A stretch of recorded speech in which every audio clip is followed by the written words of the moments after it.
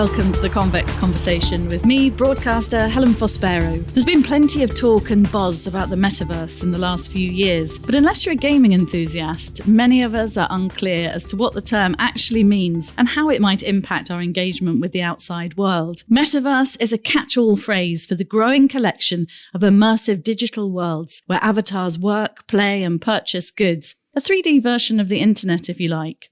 The goal, to give people the ability to connect with others in a virtual, immersive environment through socializing, gaming, retail experiences, meetings, collaborations, and conferences. The term metaverse was first coined by science fiction writer Neil Stephenson in his 1992 book, Snow Crash, the story of a dystopian future where rich people escape into an alternative 3D connected reality. Facebook renamed itself Meta in 2021, and Google are investing heavily in virtual reality and augmented reality technology. Companies like Tommy Hilfiger, Burberry, Gucci, Nike, Samsung, Adidas, Louis Vuitton, as well as banks including HSBC and JP Morgan, are buying up space in the metaverse, anticipating it'll become widely embraced and change the way we shop, socialize, and do business. I'm no metaverse expert, so I'm relying on this week's guest, Jimi Daodu, to shed some light on it for us. Jimi is the founder and CEO of Vault Hill, based in Dubai, and has worked for companies like Expedia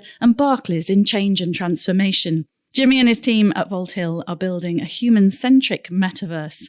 Jimi, thanks so much for joining me today. There feels like there's lots to unravel here, so maybe we can hold the human-centric metaverse thought for now until I'm a bit more into it and start with the basics. What exactly is the metaverse? So, from a definition perspective, it's a virtually shared social space. So now let's conceptualize it. So we all go on Instagram every day, Twitter, depending on your level of social interaction on social media. Now, while we're doing that on our phone, that is a 2D experience. Now, the metaverse is a 3D experience where we will be dropped into Instagram and walking around, not physically as Jimi or Helen, but with our avatars, which are our digital identities. And we'll talk about that later. But your avatar is your passport into the metaverse, right? To start creating these experiences and enjoying the experience. So rather than me swiping right or left on Tinder, I can be in Tinder. I'm moving around and actually visualizing my left or right. It makes me wonder whether we'll actually get time to do anything normal in life if I spend far too many hours on Instagram and Twitter now. So how could it and will it impact our lives? The word metaverse, like you said at the start, is a buzzword. When you talk to folks that are virtual reality enthusiasts or gamers or folks that are digitally native, the term metaverse can be dropped everywhere. But to answer your question, let's look at things like productivity. Just like how we are currently on a video conferencing call, the metaverse could enable the experience. Now, with this conference call, I could see you, I could see your reactions here and there, but I can only see the frame of the camera showing you. With the metaverse, depending on how immersive it is, if we talk about the virtual reality side, we're jumped in and I can actually give you a high five, Helen, with my avatar, and you give me a high five back. We could give each other a cuddle. We could have expressions and take it to the next level. So that is from an experience perspective. And would we be wearing VR glasses then if we were doing this in the metaverse right now? Yes and no. You have more immersive experiences where you need to be in virtual reality. However, think of it as back in the 70s or in the 60s when there was the IBM mainframe computer where you needed a crane to get a computer into your office. Like, just think about that back then. And guess what? Fast forward 30, 40 years later, it's in the palm of our hands through an iPhone or through an Android phone or mobile phone. That evolution of the hardware. Same with the VR headset. So yes, it might feel very clunky right now to put in a VR headset on. Eventually, within the next 3-5 years, that's going to be very lightweight because folks like Apple are coming up with the consumer grade headset this year. So the amount of billions of dollars being pumped in by Meta, Apple, follow the money. Like, it's here to stay, but it will evolve. And yes, to have a rich immersive experience, you need the headset on. However, if you don't have the headset, there are metaverse platforms where you could access 3D environments from the comfort of your computer.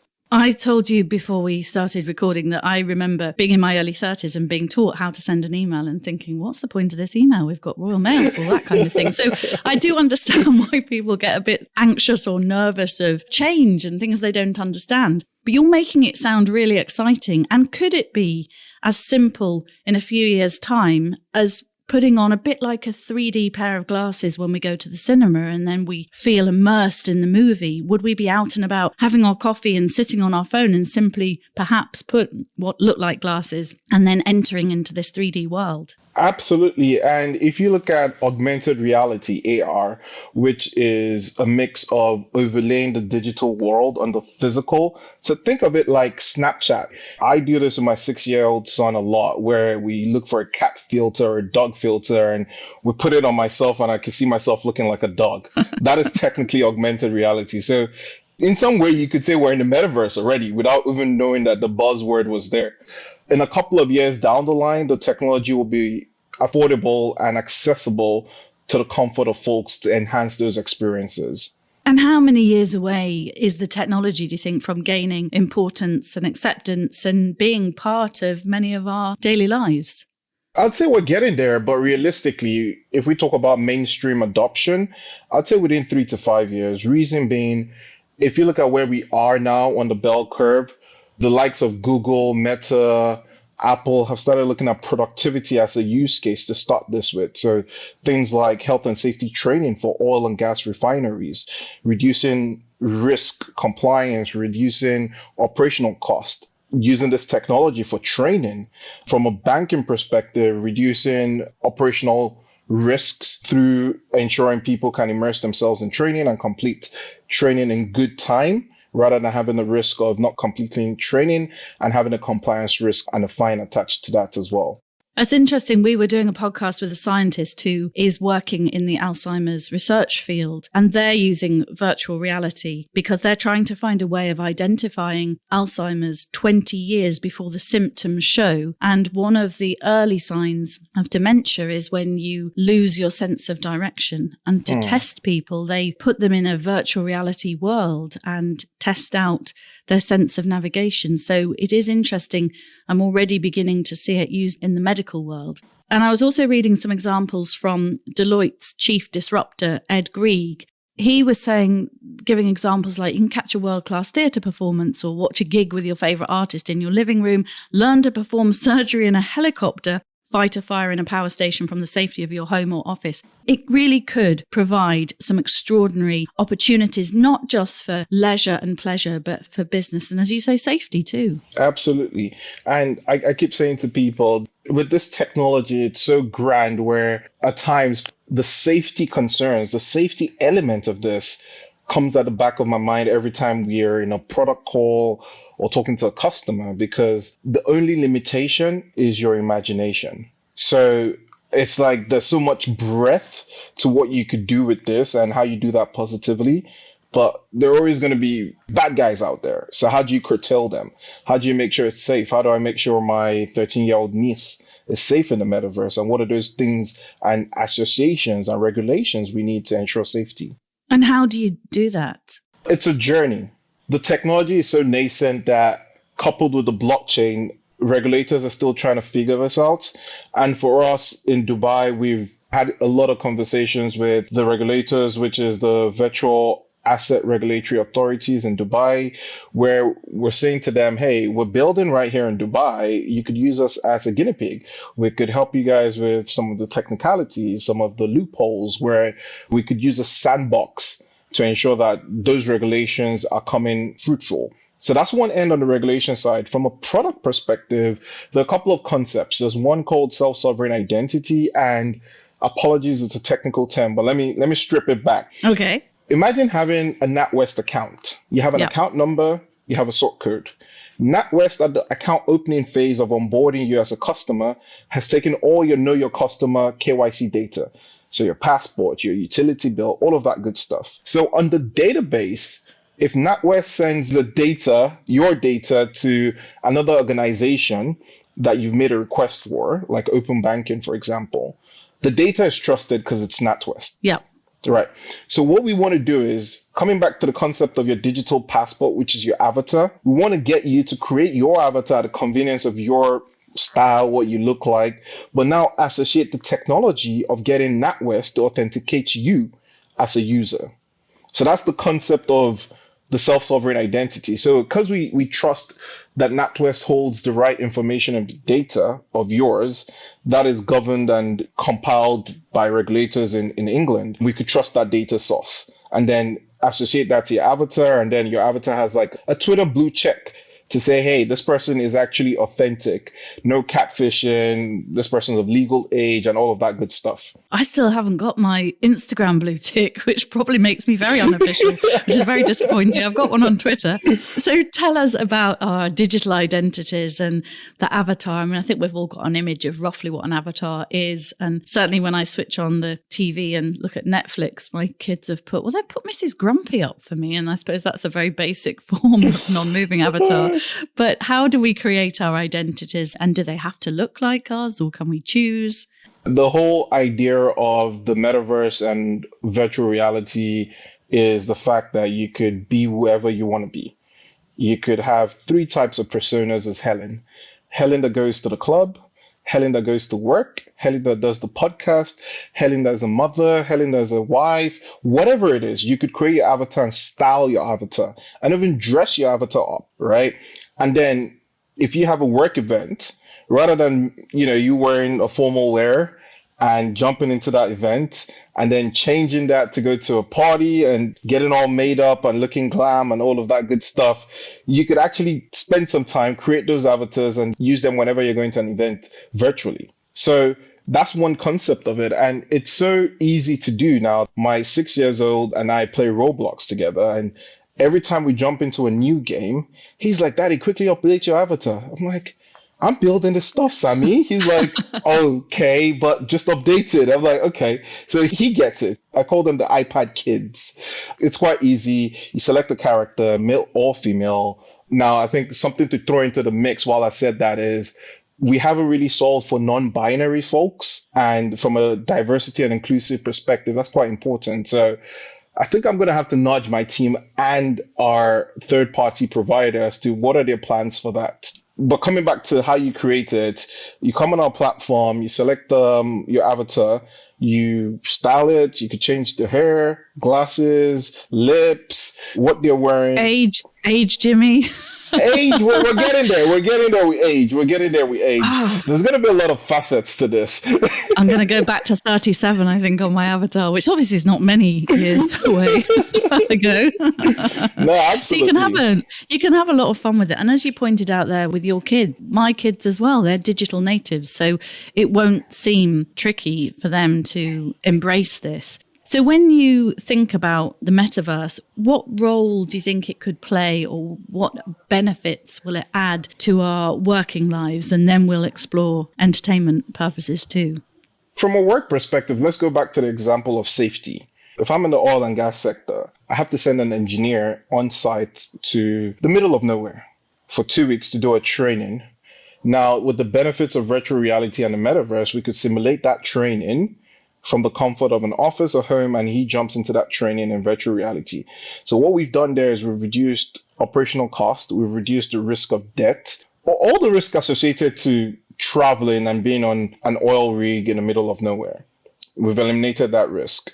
On the benefit side of things as well, we've looked at it to say, while we start to look at training in a different light, how do we reward people for training?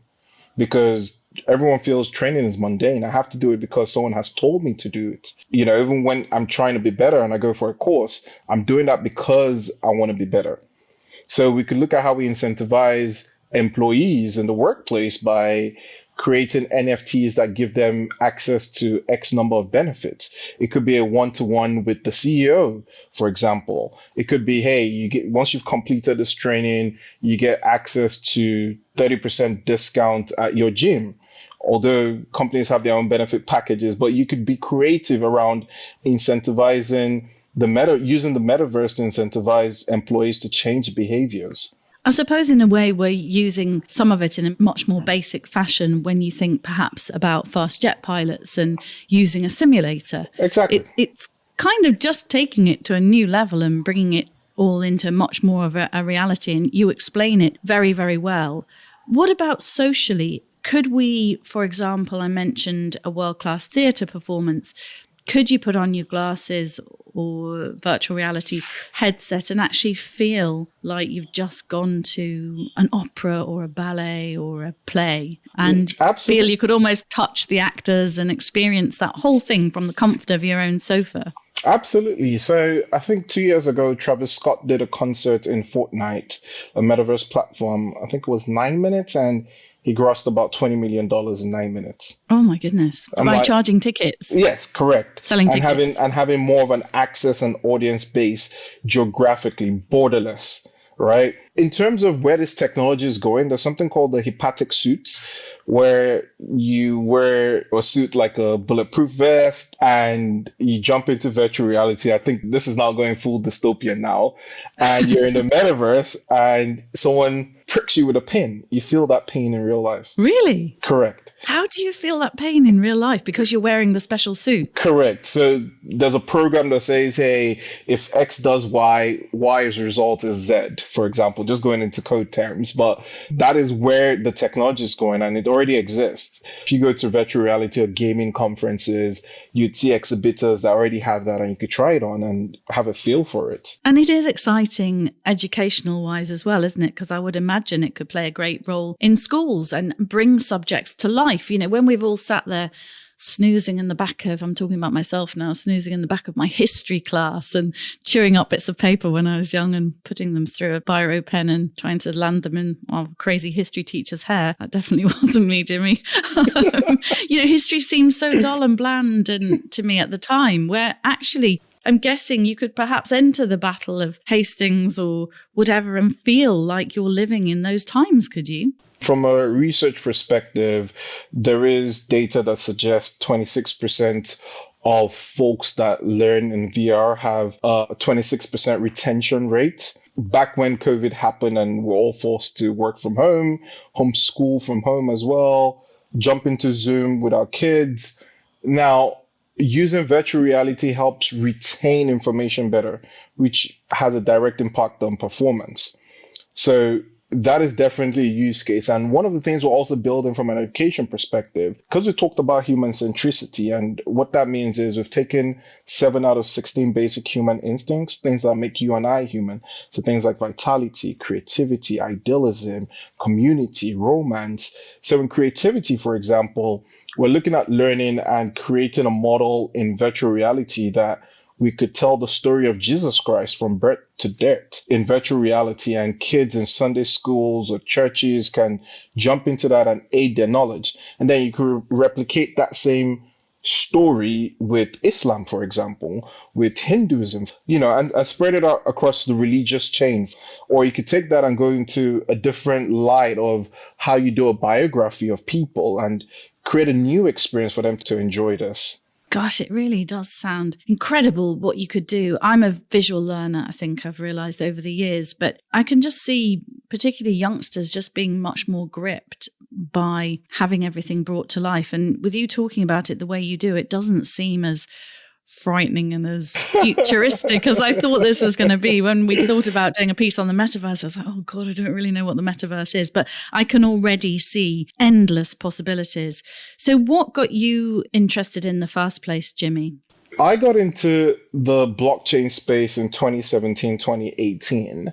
And I started off as a retail investor, invested in cryptocurrencies. I heard about this at a evening party when I was working back in corporate at Barclays, and did some research, bought a few. A couple of months then, I stumbled on something called virtual land. Now, because I'm Nigerian British, coming from Nigeria, the concept of investing in land as an asset isn't foreign. In the UK, you buy a flat, you buy a house, leasehold, freehold, but you never buy land except you're the developer or you're an investor, a real estate investor, for example. So when I heard about virtual land, it was $200 at the time. And I was like, oh, okay, I could afford one or two. Let me dip into this and do the same like I did in Nigeria, buy a land here and there and just hold it as an asset. And fast forward 3 years down the line, one of those pieces of land sold for $10,000. Wow. Exactly. I first said, wow. And for me, it was, hold on. That's a great ROI, return on investment. But for me, it was value. Out of that 10,000, I think I gave my wife $1,000 or $2,000 out of it. Said, "Hey, honey, we made some good money. Here you go. You could go buy a bag, a shoe, whatever it is." And then I paid my tithes as well. But for me, it was value. It was the fact that someone dropped $10,000 somewhere, and it was like, hold on, let's look at this. Let's take a step back. How many people are buying pieces of virtual land? What are they using it for? What can they do with it? What is the opportunity behind it? And how is this evolving? So it got me to start researching from February to about May, and we started Voltil May 2021, so over shy of 2 years now.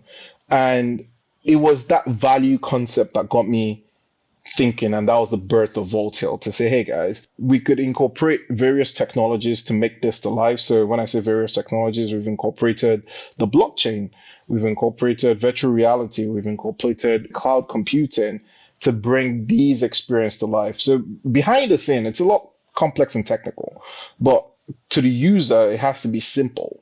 It has to be easy to jump in. And basically that birthed Voltil. So the bit that I don't understand is if you were to buy a piece of land in Nigeria, I get it. I can see the land. I can touch the land. I can imagine uses. Maybe it's used for farming or for somebody to build a home on. I don't understand the value of a virtual piece of land because where is it and does it exist? Good question. And how can you buy it and then sell it when is it really there, Jimmy? I use the same analogy to bring this to life. When you buy a piece of art, for example, the original Mona Lisa is in the Louvre, but I bet you there's some people that have the Mona Lisa in their homes, right? What does that tell you? That's not the real thing. That is so they've got a copy. Yes, they've got a copy or a print. Correct, right? And they've done that because of the appreciation of what they have. Yeah. Similarly with stocks. If you buy Barclays shares right now, the only thing you see is you go on the app or whatever app and you see some numbers. Same with your bank account until you go into the bank and physically withdraw cash. Everything is digital now. Everything is digital. It's now the use case. Now, with your money that is digital, it's cashless. You're spending money out of a card. You're tapping everywhere. It's being used for transactions to buy your glasses, buy your headphones, your camera. The use case behind it is what brings it to life. So when we talk about virtual land that you can't see, same thing with your digital money, you can't see it other than a line item on an app or when you go to the bank. So let's remove the bank and just say a line item on an app. Same with the virtual land, you could do things with that. You could buy that, get a building on it, and customize your building to have services. So you could buy a piece of virtual land, buy a piece of virtual building. On the ground floor, you have an office. You have a AI-driven avatar that tells you, welcome, Jimi Daodu, to Helen and studio. We do X, Y, and Z. Here's a price list. Here's the availability of schedules. Here are the previous podcasts. On the first floor, you could have your office where you actually conduct podcast interviews in the metaverse. Are you getting that with me, right? Kind of getting it. I like my idea of a studio in the podcast studio in the metaverse. We could hook you up. Good. Let's do it. But what I'm not feeling is I still can't imagine if it's virtual, isn't there endless space and land? Correct. So it's the same concept of a website. You could buy Helen.com, Helen.io, Helen. Whatever in every geography. The same concept you have with marketplaces like eBay, Alibaba, all of these e-commerce websites and platforms. A lot of people still have e-commerce platforms on their own websites, but they also sell on eBay and Amazon and all of those places. Same thing with the metaverse. It's an added channel of experience. So let's bring this to life with an example. I love Nike shoes. I customize a whole lot of them. And it takes me mentally anywhere between 10 to 20 minutes. I spend that time because I like to feel artistic. I like my colors. And Nike could create a studio or an experience launching one of their new shoes where they get people with a paintbrush to jump into the metaverse, splash red, splash blue, and you mix up things and you get a shoe coming in your face and you're loving it. And it triggers an order. They get the order, they fulfill it, and you get the shoes physically. What that has done to me is I love my experience. Every time I want to buy shoes, I want to go there. I want to enjoy it. What that has done to Nike is outside of their stores, mobile and web, they now have a new experience layer of selling their shoes, which is in the metaverse. So you can see the relationship between myself as a consumer and Nike as a brand. And for the brand to win, they want to make money. For the user to win, they have to get a rich experience. So that's how the metaverse comes to life. And all of this can be done on virtual land and a virtual building. Wow, I want some virtual land. Now, I read an article in the New York Times the other day saying that there has been a boom in metaverse property purchases, with the market now worth $1.4 billion and predicted to reach $5.5 billion by 2026. So it's really, really happening, isn't it? I mean, a man paid $450,000 for a parcel of land next to Snoop Dogg after the rapper set up Snoopverse. Yeah. But what makes that piece of land so valuable? How is it next to Snoop Dogg's piece of land, if you see what I mean? So let's take it, for example, in London, Knightsbridge, you have Harrods. If I buy the land right next to Harrods and put a block of flats there, the rent I charge because of the location is quite significant to if I bought a flat in Margate, for example. Now, because Harrod has traffic daily, if I put a business instead of a house, I could get some of that footfall traffic when Harrod does the Christmas lighting or some sales and promotions or bring a celebrity. I start to benefit from that footfall traffic. Similarly to Snoop Dogg's verse, the person that paid $450,000 for that could also have been a strategic play. If Snoop Dogg does an event, you're guaranteed, X millions of users coming in. And right next door, someone could put a campaign to say, hey, click on this and get X. And that's marketing for the person. So that is the concept. Same with real life. It's technically the same. You are very, very good at explaining it in layman's terms and giving these examples where I get it when you explain it in ways that we're experiencing now in life, i.e. with property and things like that. And also, of course, the massive companies like we mentioned in the introduction, Tommy Hilfiger and Burberry and Gucci, Nike, all these massive companies are investing. Will there come a time, Jimmy, when we don't go to what we'd see as a traditional shop and most people in a few years' time, lots of people are shopping online now, obviously, but will the metaverse take away from local high streets as well, do you think, and it become our go-to for shopping? Or will it just be a really interesting alternative that presumably will be worth billions? I think it's the latter. It's going to be a alternative that's going to be worth trillions, actually, not billions. The likes of Statista, Goldman Sachs predict 2030, it's going to be $1 trillion industry. It's an alternative. We're not saying spend all your days and time in the metaverse. Humans still crave interaction. I still want to come and hang out with you and Carl, have a beer, have a drink, have a laugh, have a giggle. Yes, we could do that in virtual reality, but there's still that need for human interaction. That's how we are. So definitely it's an alternative experience that is going to be rich. Now, would it move away from high street fashion? Most likely. I mean, you're already seeing the decline now. A lot of people buy from Shein, from the fast fashion folks, buy 3 sizes, test them in the comfort of their homes and return them, whichever is not their size. And these guys are making provisions for it through their supply chain, making it convenient for people to shop. So there are going to be advantages. There are going to be trade-offs. I think it's now looking at how the trade-offs are going to be really impactful, not just to the economy, but to the community that we live in. Community is really still important. And I'm glad you've mentioned that and the importance of that. And it's also important, isn't it, that through all these new exciting things that people don't get left behind, because not everybody will be able to dip into the metaverse or have the right equipment or phones or whatever they need. But community is still important. And maybe in some ways the metaverse will give us more time for those in-person meetings, which I think are still really important. What about currency? Will it all be crypto, or is it crypto in the metaverse? Yes and no. So you have various types of metaverse. You have the open, you have the closed, you have, I think there's hybrid metaverse now. I'm not even sure anymore. But what what Meta is building right now is a closed metaverse. It's not on the blockchain. What we're building at Voltail and a lot of other players in the space are building on the blockchain to ensure there's that decentralization aspect to the metaverse where you own your data, your privacy, and all of that.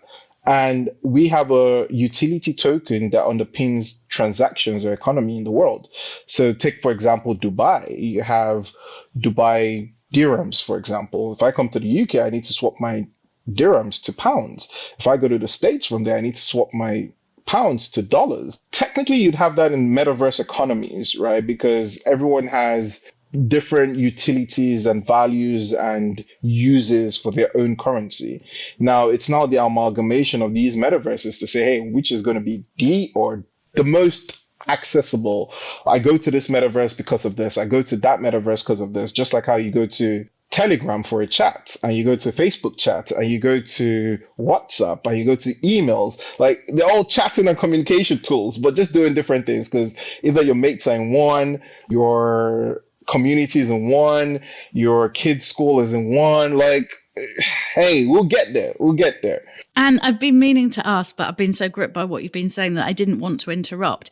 What exactly is blockchain? Because that isn't a phrase that I know, and I'm sure there'll be people out there screaming that I can't believe she doesn't know what blockchain means, but I don't, so I'm going to ask. Hey, it's fine. You're among a million other people. I explain it simply.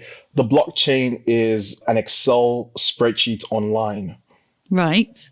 And accessible by anyone. So just like how you create a Google Doc and you make the link public so anyone with that link can access it, it's the same way the blockchain is. It's a distributed ledger.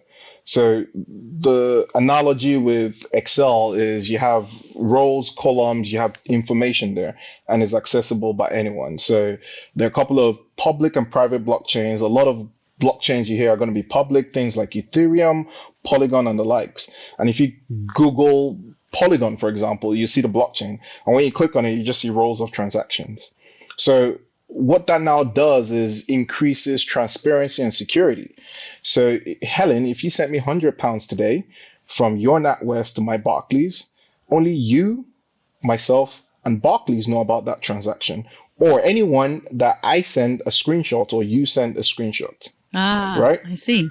If you sent me money on the blockchain, yeah, right, anyone anywhere in the world knows. However, they only know through your wallet address, which is a 42-digit character, and my wallet address. Now, they see the time it was sent, how much it was sent, but they don't know that was Helen. Now, if I happen to know your wallet address, I could go find it and say, hey, Helen, you sent all of these transactions to X number of people, blah, blah, blah.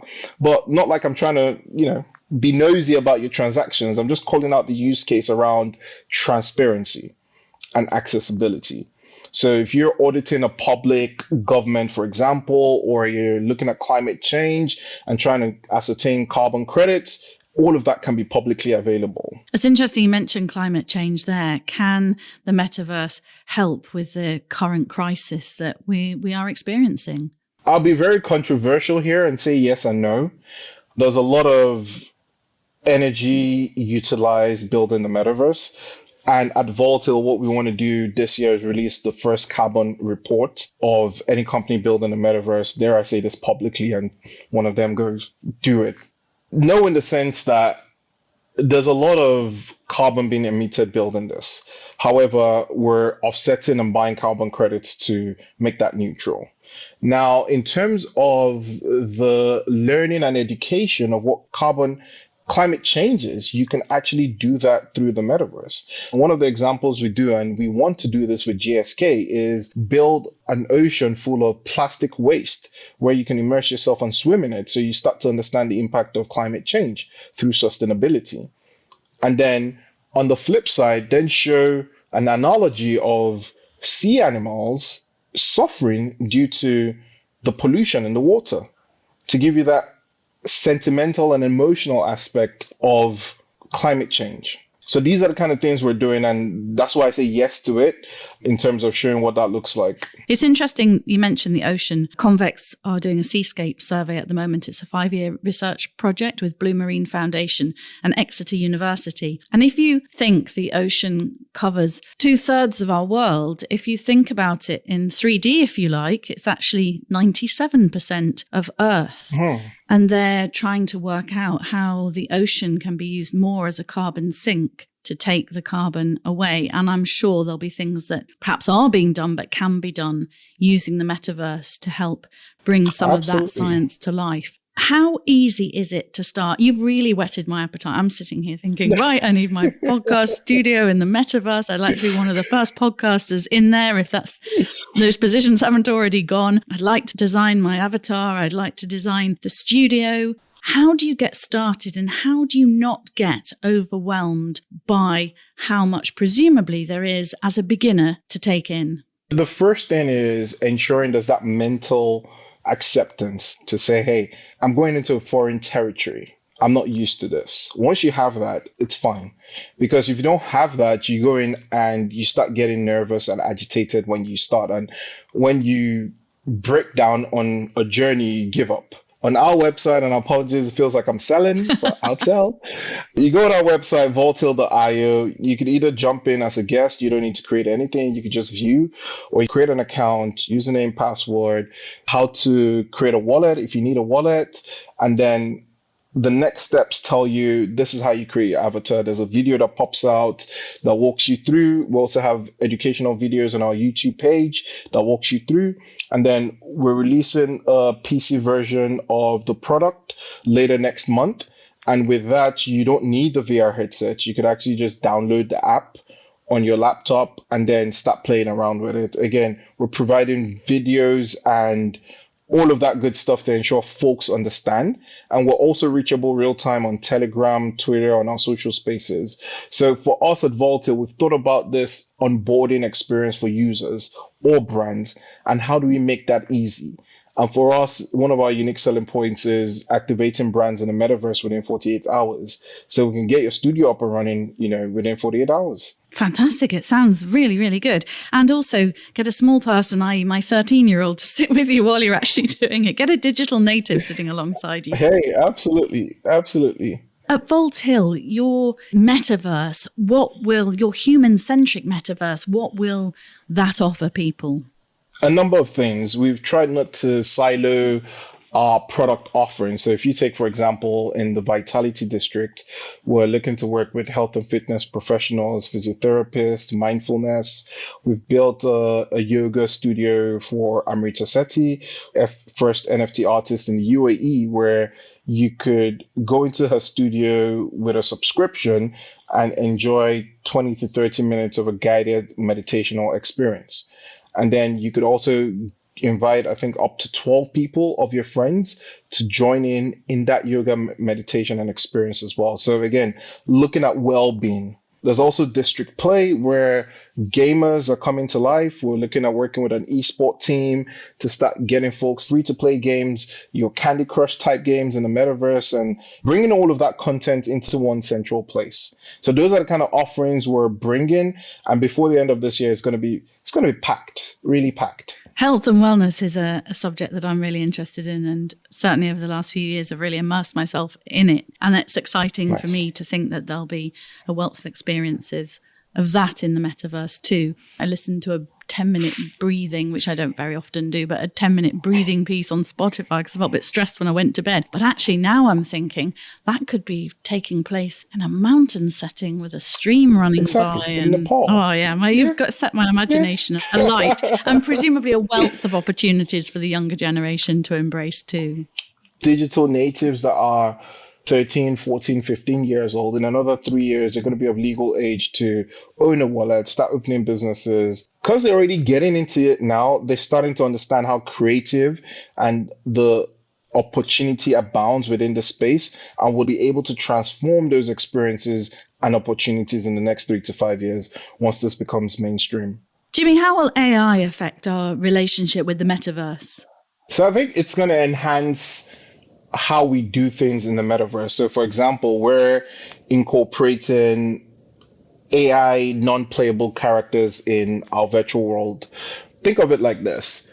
When you go to an art exhibition, oftentimes by the art, if the artist isn't in the gallery, there's a little note right next to the art that describes the artist and the art and tells you a little bit of a story, right? What we want to do is use an avatar that could talk through that story so it feels relatable to, and do that through using AI. So we program it and it starts to learn about interest, not just in that gallery in the metaverse, but also as you go around as well. So you pop into Vault Hill, Hilda, our mascot, pops up to say, hey, hi, Helen, welcome to Vault Hill. You could do X, Y, Z, blah, blah, blah. You could tell the avatar to shut up. You could do that, right? But the essence is we're starting to use this technology to guide people within the world and also capture information that can be detrimental to people's use in terms of how we look at safety. If a bad language was said, the AI walking around could pick that up as well, and we could start to go through logs and start to put in controls to keep people safe. So these are the mechanisms we're using AI productively and positively for in our metaverse. This afternoon, Jimmy, I'm doing a webinar on mental health services and mental health issues, and the fact that before the pandemic, mental health services here in Britain were stretched, and they're even more stretched now. I'm just wondering whether the metaverse can play a role and help in that area too. A lot of the time, it can, but we need to look at the psychological barriers as well. Let me give an example. So when I was in the UK, I could feel a tummy ache or have a tummy ache for a period of time. What do? I call an ambulance, I call an A&E, or I call my GP. I think we need to look at it from various parts of the triage cycle. There are going to be some parts in metaverse work perfectly, i.e. second time consultation. Do I need to go to the GP practice to have a checkup after I've been diagnosed and I'm on the right meds? Maybe not necessarily. GP might probably see me for 2-3 minutes, and that could be time he's given or she's given to more critical folks. So second level consultation is where the metaverse could play a really important part. And we started talking to some folks in the NHS affiliation as to how we could look at second time consultation in the metaverse. So people could actually walk into a metaverse GP surgery and have their follow-up appointment there. Exactly. I'm sure that would be very welcome given the current crisis within the NHS. You touched on Nigeria earlier when you were talking about buying land being very different in the country that you grew up in. What was your childhood like, Jimmy? Just tell me a little bit about your background. I'm the last of 4 children, mother and father, born and bred in Nigeria. I went to primary school, college, university in Nigeria, and then came to the UK for my master's. And yeah, pretty much. Nigeria was a bit chaotic but fun growing up. There's a lot of family around, a lot of cousins, a lot of aunties, uncles, like very close knitted in the setting of Nigeria. And it was quite fun, way different culturally to the West in terms of how people get together, interact, the openness and all of that good stuff. But it was fun. It was fun. I tend to go back every year. I still have family there. My mom and dad are still there. My wife's mom is out there as well. So there's still a bit of family in Nigeria. And Dubai is your home at the moment? Correct. I've never been. What's it like to live there? It's funny because we've been going to Dubai for the last 8 years, and thank God we've been fortunate enough to be able to do that on holiday. And we moved out to Dubai in March last year. And it's very different living in Dubai than visiting as a tourist. Way different. You start to understand how expensive it is to live in the country. But it's so fast paced. But I love it because of the weather and the beaches here. Sunshine does something for me apart from vitamin D. It gives me energy. You don't have that a lot in the UK. You have to wait for a certain period of time. And yeah, let me not rub it into the UK folks that are going to be listening here, but let's focus on the question, Jimmy. But it's bliss. Part of the reasons was also strategic. The UAE government at the top are very vocal about the development of technology and specifically around the metaverse. There's a metaverse strategy from the top.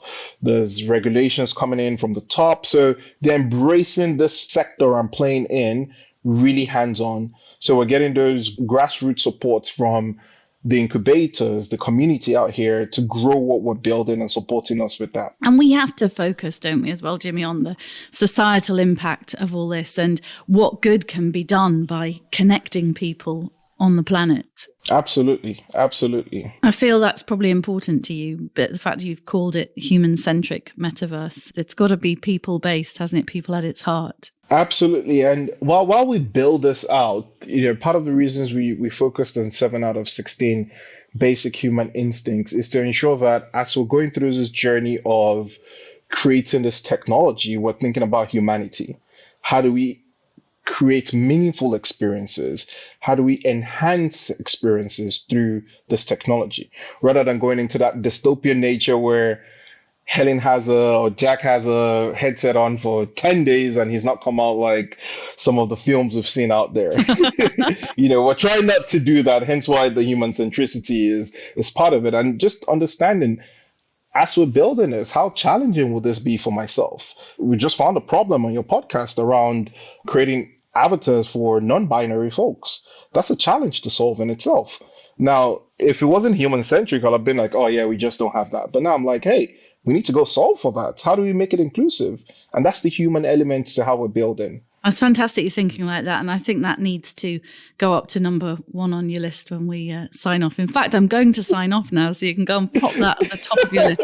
Obviously, that's so important that everybody's included in this. You've given fantastic insight into the metaverse. You've really genuinely excited me. I'm now thinking, right, what can I do? Where can I go? I need to go and try and find a bit of cheap land somewhere that's going to grow in value and be somewhere cool. Come buy at ours. Come buy at ours. Yes, exactly. It's raised lots of questions as well. I can feel a part 2 coming on when we're a bit further down the line, Jimmy. And I'm really happy to jump on as well. I'm grateful that you found time to do this. Thank you very much indeed. Yeah, thank you. Thanks for having me. I really appreciate it. I say to people, the education is the valuable thing here, not necessarily the opportunities and the investments and the sales. It's just adding to your knowledge bank that is really important. And I hope I've been able to do that with your listeners today. And thank you very much, Helen, for all of the questions. You're very welcome. My knowledge bank is bursting. I think I'm going to have to put the kettle on now. You've been listening to the founder and CEO of Vault Hill, Jimi Daodu, talking about the metaverse and what it means for us all. It has been quite a journey. I hope you've enjoyed it as much as I have. Don't forget to download and subscribe to our series at convex.podbean.com or search The Convex Conversation on Spotify and all the usual platforms where you listen to your podcasts. I'll be back in the real world next week with another great guest. Join me then.